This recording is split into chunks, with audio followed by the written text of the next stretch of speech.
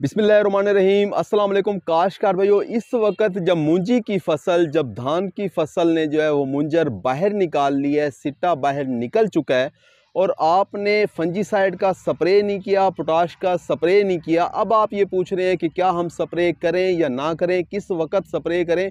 बीमारी आपके खेत के अंदर आ चुकी है, स्प्रे का करना बहुत ज़रूरी है। तो आपने किस तरीके से स्प्रे करना है, इसके बारे में आज हम बात कर रहे होंगे। अगर आपने हमारा चैनल सब्सक्राइब नहीं किया तो चैनल को फौरन सब्सक्राइब कर दें, साथ में बेल के बटन को दबा दें ताकि फसलों के मुतालिक हम जितनी भी वीडियो बना रहे होते हैं वो आपको बर वक्त मिल सकें।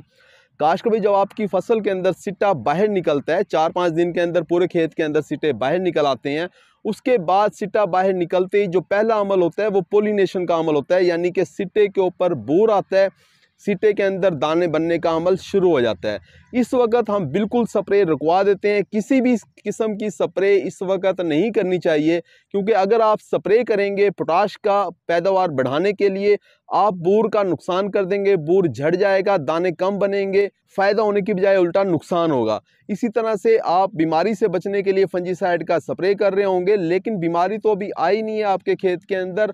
आप जो है वो बूर अपने खेत के अंदर से झाड़ लेंगे, बूर नीचे गिर जाएगा, पोलिनेशन डिस्टर्ब हो जाएगी और आपके खेत के अंदर दाने कम बनेंगे, फोक पड़ जाएगी सिट्टे के अंदर। लेकिन अगर आप ये देखते हैं कि आपके खेत के अंदर बीमारी आ चुकी है और वो बड़ी तेज़ी के साथ बढ़ रही है, अब आप 12-15 दिन इंतज़ार भी नहीं कर सकते बूर झड़ने का, बूर के ख़त्म होने का आप इंतज़ार भी नहीं कर सकते। ख़दशा ये है कि पैदावार काफ़ी ज़्यादा मुतासर हो जाएगी बीमारी की वजह से।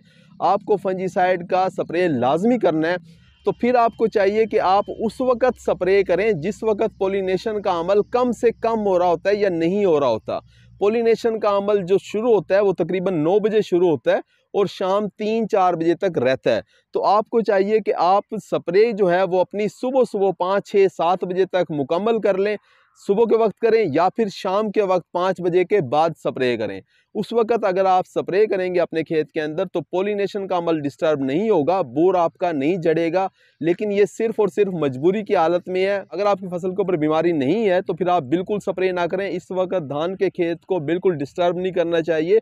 उसके अंदर दाने बन रहे होते हैं सिट्टे के अंदर, जैसे ही हम उसके अंदर चलने फिरने वाला काम करते हैं, उसके अंदर स्प्रे करते हैं, तो स्प्रे करके हम बूर को झाड़ देते हैं। पैदावार जो है वो हमारी मुतासर हो रही होती है, फोक पड़ रही होती है। आजकल क्योंकि बारिशों का मौसम है, कुछ दोस्त ये भी पूछ रहे हैं कि बारिश आई है हमारे खेत के अंदर, जब फसल बूर के ऊपर थी उस वक्त बारिश आ गई है तो क्या पैदावार हमारी कम हो गई है, बूर तो झड़ गया है, इससे पैदावार हमारी मुतासर हो जाएगी। काफ़ी ज़्यादा जो है वो दोस्त परेशान नज़र आते हैं।